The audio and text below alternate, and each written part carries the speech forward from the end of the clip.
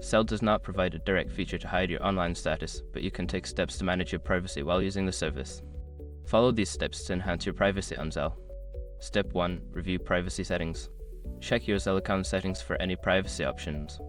While Zelle may not have a specific online status feature, look for settings that allow you to control who can see your transaction history or personal information. Step 2. Limit contact visibility. Consider limiting the contacts you share your Zelle information with. Only share your email or phone number with trusted individuals to reduce the chances of unwanted visibility. Step 3. Use a different email or phone number.